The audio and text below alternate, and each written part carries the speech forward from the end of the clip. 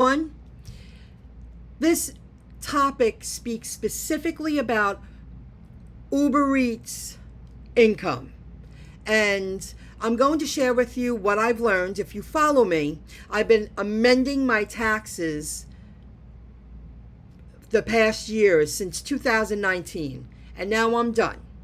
And I've learned a lot. And I understand where the discrepancy came into play. And everything balanced out.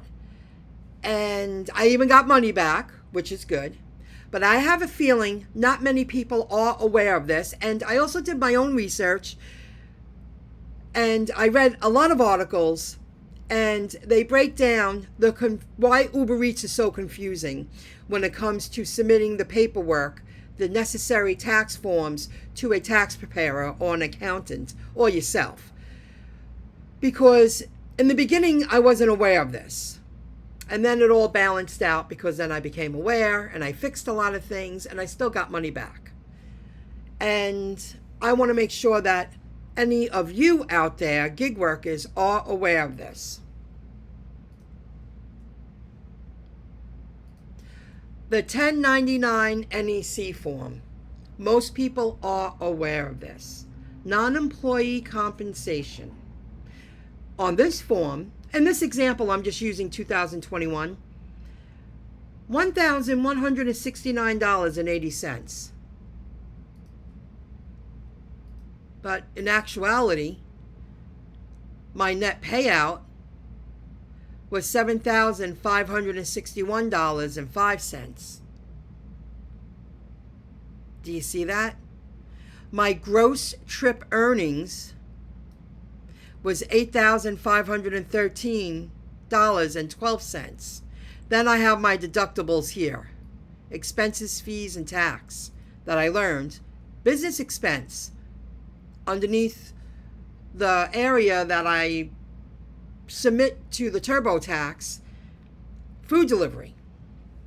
And this is a legitimate business expense. Then you have your additional earnings, but the point is we're speaking about the net payout on the summary piece of paper.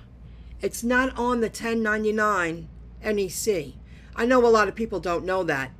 The first year I didn't know that, and that's why I had to work on everything, and it all balanced out.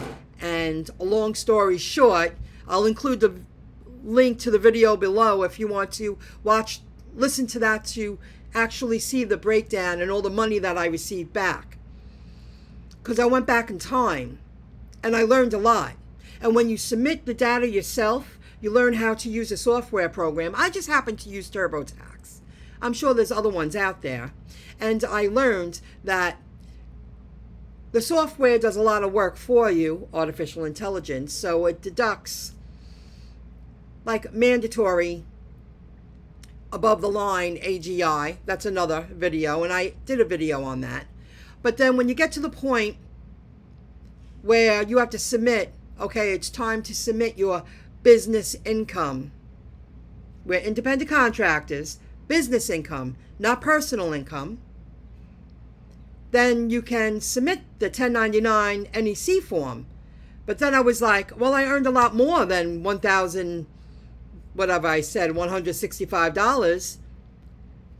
On my summary, it says I earned $7,561. Well, I go down and it says, did you earn any other income from this specific app or this job title that's not listed on a 1099 NEC? You really understand it when you do it yourself. Well, yeah. And then the software automatically adjusts the AGI for you. You don't have to worry about any of that. Your job is to make sure that you're submitting all the information. Like you get it all ready for your tax preparer and they submit it, you're getting it all ready for yourself to submit it to a software program. I have a feeling a lot of people aren't aware of that because the very first year I worked UberEats, I wasn't aware of that. And I fixed it. And I'm really glad that after today, I spent some more hours. I'm not going to submit my amended 2019 taxes. If you follow me, you know what I'm talking about. Because the numbers are so close, at least I know I submitted the data properly that year. It gave me peace of mind reviewing my own work.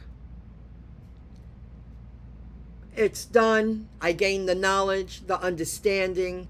I already have my 2023 folder, my 2023 folder ready for 2024 when the time comes to submit my taxes nice and a lot more easy.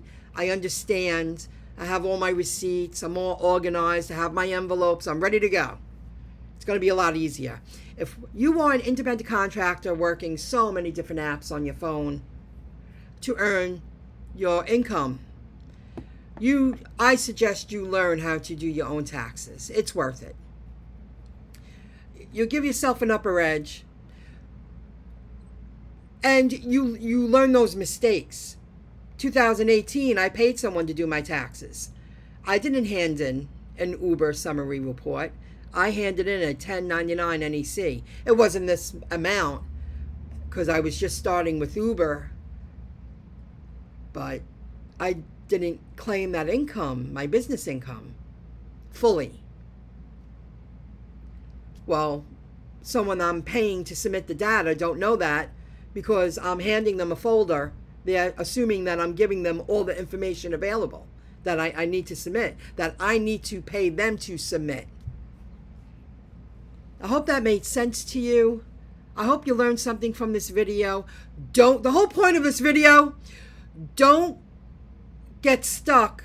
The littlest man on the pole usually gets stuck.